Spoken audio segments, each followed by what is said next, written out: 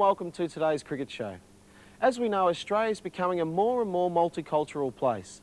And with that, children of all nationalities are playing our great game. Michael Maher reports on one young bloke who plays it a bit better than most. If you want a record of what Stephen Karam has done with a cricket bat, you don't have to go further than his thigh pad. While Mark Waugh might mark his tons with stick figures, Stephen sketches bats. So far, there are a dozen. The first one I scored ever was the 134 when I was 13, I think I was. Yeah, that was against Seven Hills, and then scored 128 in reps, then 104, 182, 129, then 133, 105. 179, 131, 102, 301 there. Is that the favourite? Yep, for sure. You really do rate fours and sixes, obviously. Oh, saves running.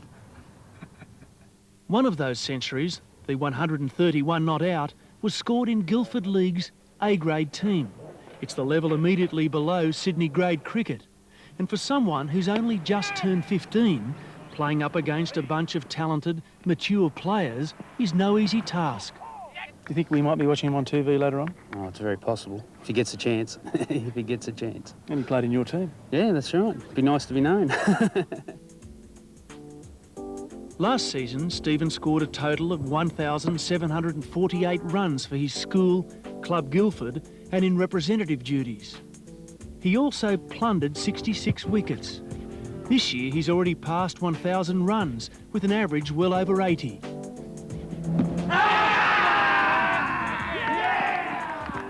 This was a rarity, a single-digit return for a batsman who's accepted A-grade duties with aplomb. You blokes learn anything from Stephen? Do we learn anything from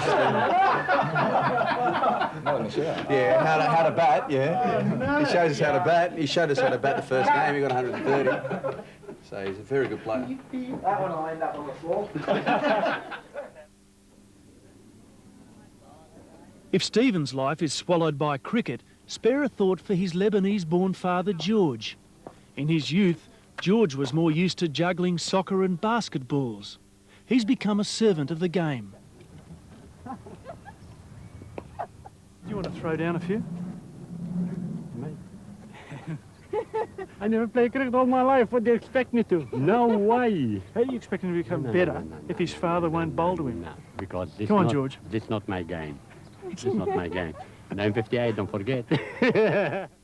The brothers Karam, Stephen and Anthony, 2 years Stephen's senior, have been cricketers since toddlers. A talented all-rounder himself, Anthony is recovering from a back injury 2 years ago. He's helped accelerate the progress of a little brother trying to compete well above his age. Does he have a weakness or not? You're kidding. Nah, not really. Smashes everything, really. So how do you get him out? Just that. I don't know. Maybe the off-full toss or something might get him. Never know. Do you get him out often? Nah, not really. It's pretty hard in the backyard.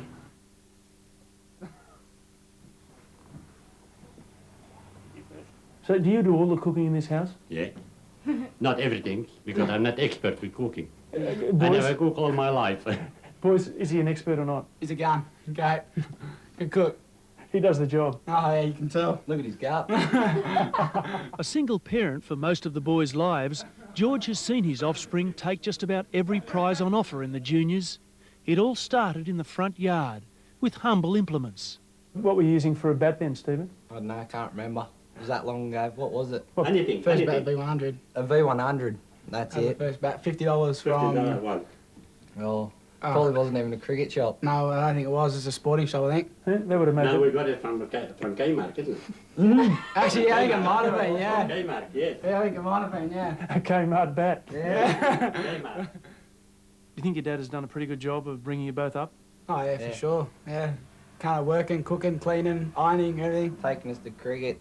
Oh, Cheap taxi. It's pretty good. And taking you to cricket when you really didn't know anything about the game. That's right. And really didn't care for it. Well, he didn't know the ball go along the ground and he'd say, oh, good shot, 6 runs, but where it's 84. But yeah, he gets there, you know. now he's got the idea.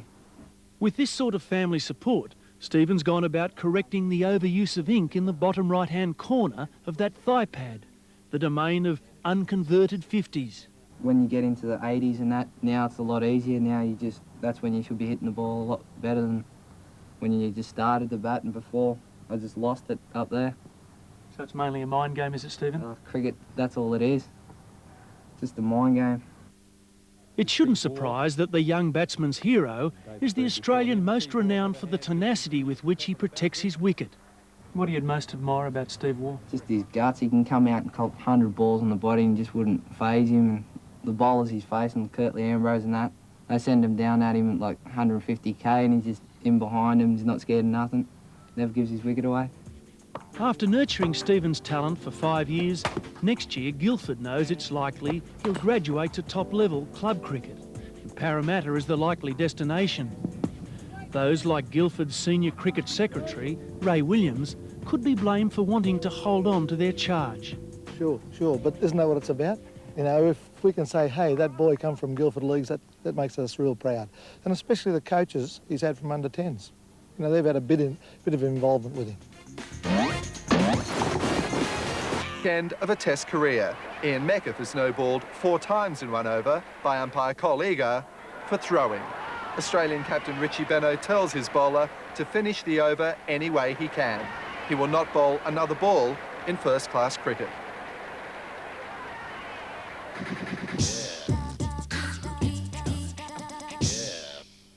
Today I thought we'd pop in and see Ian Healy, the greatest wicketkeeper in the world. But should we put him in the one-day side? Well, that's too obvious.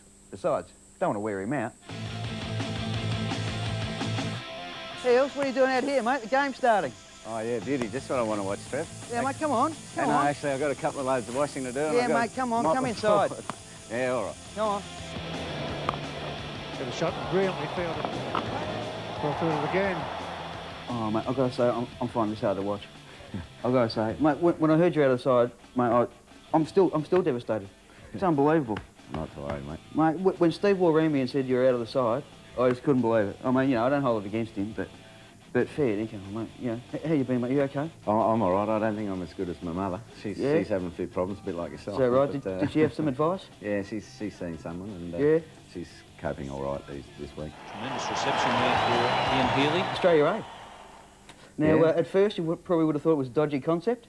I still think it's a dodgy concept. I must admit, I still can't bring myself to say that's a great concept. Well, what about your mate Porky? Who's that? Renatunga? No, Shane Warne. Are you going to be batting there going, shock 'em ball, Shane? Yeah, I'll have to sort of, if he's batting, I'll have to say something then. Oh, Warnie! Now, what's this Gilchrist story, mate? Now, he's been going, bowl Warnie, bowl Warnie. So he has to get his own one because, you know, you've patented the bowl chain and the bowling. Has there been any discussion about that? So, mate, don't touch the bowl chain. No, there hasn't. There hasn't. He'll grow into that. He'll grow in confidence. Oh, bottom edge. He's struggling. He just dropped one there. He's dropped one there. I mean, what sort of wicket keeper drops one? Plenty. I mean, it wasn't a chance, sure. Yeah, well, that's fine in my books. Is he a good bloke, Gilchrist? Excellent bloke, Gilly. Yeah, Yeah? He's a good bloke, and there'll certainly be nothing come between us if he ever needs a hand. But you know, I've got to make sure I play all right and don't give him too many starts on me. I was also reading that you said you're not in favour of sledging, but gamesmanship is okay. Like you'd yell at the pigeon, yeah, not at the head this time, pigeon. Things like that. Yeah. What's the first thing you think of when I say don't think of an apple? And that's the sort of thing. Oh, you're messing with my mind. I think I better go back to the pavilion now. Well, is that part of the wicketkeeper's job to be in the batsman's ear all day? Because you seem to have started the trend. Because it seems that all wicketkeepers do it now. Perori, he's having a chat. Yeah, well, all wicketkeepers have always done it, and it's just that these microphones pick me up more often because I'm over the top of the stumps to Warnie. But yeah, I think it is the job of the wicketkeeper to be in either the ear of the bowler or the fielders or the batsman all day. It breaks my heart to see a batsman succumb to the pressure and get out too. I get very disappointed with that.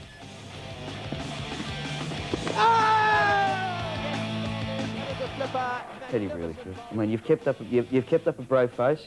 You've said all the right things, but in the end, you know, someone's head's got to roll over this, surely. No problem. So I'm just going to battle away, mate, and try and play well this weekend and get back into that one-day team. I mean, look at it. He's there as a batsman, 6 runs off 30 balls. What's he doing? What is he doing? It's unusual for Gilly. Yeah, you've got a strike rate of well. 84, 86 off 30. Yeah, he'll be up there at some stage as well. Once he wins a match for us, it'll be our Adam, you know that. Yeah, exactly.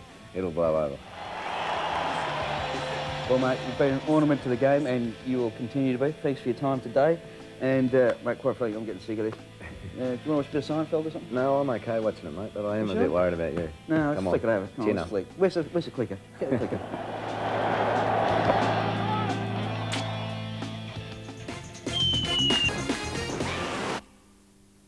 If there could be one thing more challenging in cricket than going out to face the new ball, it'd be doing so with the sound of Dean Jones buzzing in your head.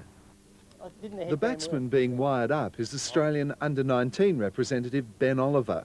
It's part of a VIS initiative to fast-track the education of young players, to teach them while they're out in the middle and help them learn what the top players already know. Now, will there be the temptation to Dino to say, you think it's warm out here, there I was in Madras, it was 40 degrees, I batted for 503 minutes, vomited 15 times, lost 7 kilograms and still made a double 100? There might be a few times I can say I remember charging Curtly Ambrose or Joel Garner, but if he's struggling or if he's hitting the ball pretty well, but no, I might keep a little bit quiet, maybe. No doubt Dean Jones will have something new for me, something we're always learning when these guys have had so much experience, so I'm sure that he'll come up with something new that I haven't heard. OK, Benny, I know you might be a bit nervous, mate, but geez, I can remember back in Madras when it was hot, it was humid, there's 50,000 Indian guys screaming at me. Like, you talk about being nervous, mate. There's about 5 school kids and a dog here now. Come on, just concentrate and watch the ball, eh?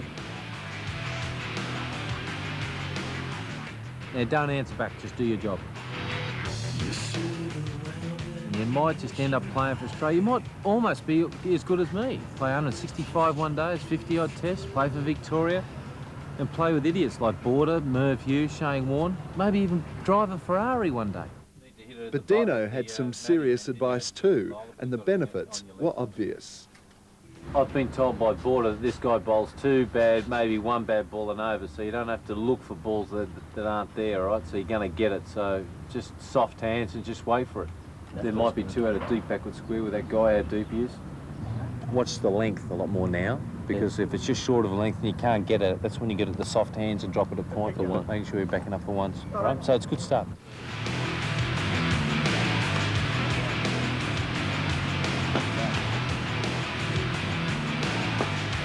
Shot. Class, well done. Fabulous shot, son. That's beautiful. Now we're getting into our innings now. Good stuff. But the VIS interest doesn't end there. This is Tim Anderson, captain of the Australian under-19 team, to play in the World Cup. Under the watchful eye of sports scientist Troy Flanagan, he'll bat today with a heart monitor strapped to his chest. It's certainly it'll be interesting to see on the monitor after how the heart rate goes when you're out there. As you say, a bouncer comes at you, see what happens with your heart rate. See if you do, if it does jump up, it'll be interesting to see, yeah. We're recording the stress load that the players work under, and hopefully we can take that back to the practice scenario so that we can replicate the game situation. I think too often we sit in the nets and players just bat, and yet they go in a game and they're working at a much higher load, which is their heart rates are indicating. Cricket remains one of those games where players don't train the way they play. Neil Buzzard believes it's time to change all that, to simulate in the nets what Anderson is experiencing out in the middle. We'll find out what, say, young Tim's batting at the moment, and we'll look at his innings as it progresses, and we'll probably find he has a heart rate somewhere maybe from 150 to 170 in that range. Now, if he's been working in the nets at, say, 110, 120, we'll try and get that heart rate up before he goes in, maybe by some physical conditioning, physical workload on a bike or skipping or running 1s or 2s. But we'll also put in to Tim and we'll let him know that if he gets out, he's out, and that's it for the night, which I think is going to put a bit more pressure on him, and hopefully the adrenaline will jump up quickly.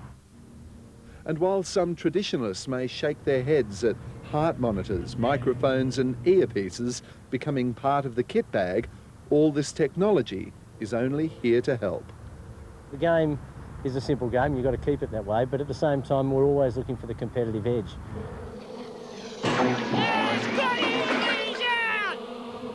A well-delivered arm ball is the type of delivery that can cause the batsman to end up in two minds. Its change of pace can often cause the batsman to end up in the wrong position. The well-delivered arm ball will drift gently in the air, generally away from the batsman, and continue on towards the slips. Got him. Yes, beautiful piece of bowling in the arm ball. It went on and Taylor took a very sharp catch. Just reward for Tim Mays, bowled beautifully.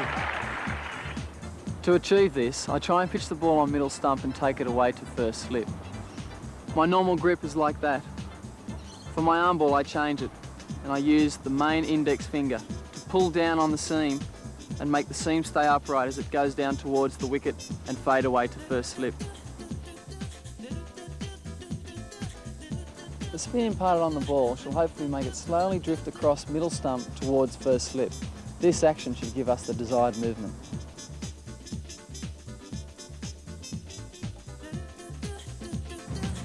If a batsman can't adjust his shot with some good footwork, then he could be in all sorts of trouble.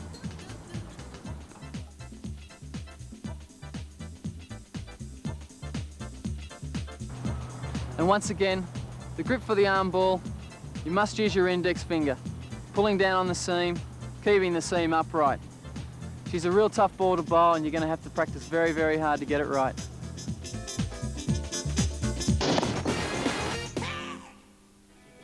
At 160 to bid now, 160 there, all done at 160, no further, 160. Sports memorabilia is big business, with cricket artefacts as keenly sought as any.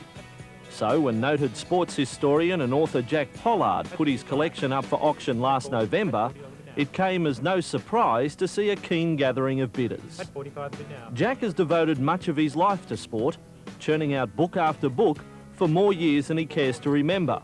His photo library alone is like a family album of some of cricket's greats. For a variety of reasons, Jack had to sell up, but it was never going to be easy. Tremendously hard. This picture, you know, Keith Miller, pictures of Border and Trumper, you know, terrifically difficult. Man who covered so many sports, but obviously cricket is dearest to the heart. Certainly is. 38 Australian teams have been on tour in England. I've got a picture of every team, which will be offered at the auction. Very sad to see them go because it took a, you know, big effort to collect them all. There are all sorts of other gems.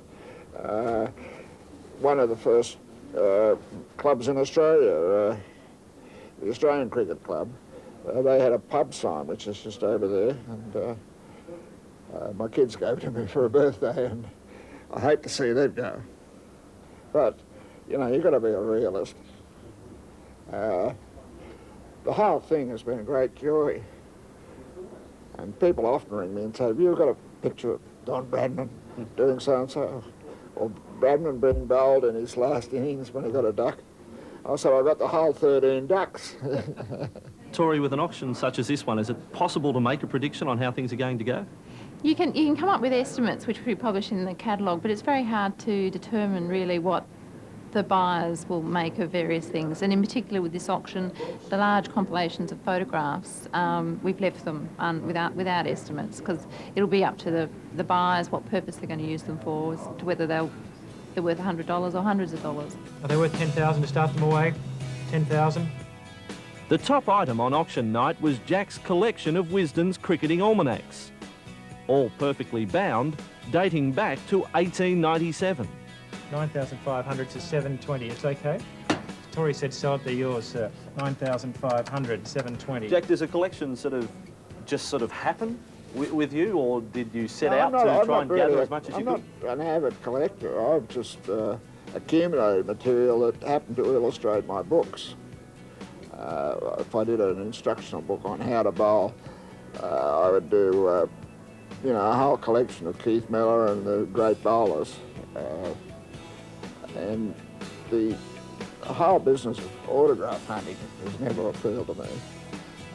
I wish I had a lot of these signed. They'd probably bring a lot more money at auction.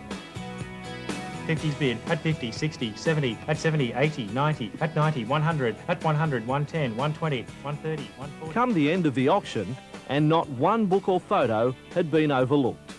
Well, Jack, how was that, sitting through all of your work go through the auction? Oh, it was, you know, a mixed experience. I was amazed at the cheap prices that a lot of the books went for. But delighted with the prices a lot of the pictures went for. Already, people are sending me books to review or to have a look at, and the collection's starting to build up again. I don't know whether I can ever accumulate that many, but you've got to be a realist. Well, Jack, I suppose if you could take one thing out of tonight, you've probably started a few people's collections here. I hope so. Well, that wraps up today's cricket show. Check in with us tomorrow when we catch up with New Zealand captain Stephen Fleming. Until then, bye for now.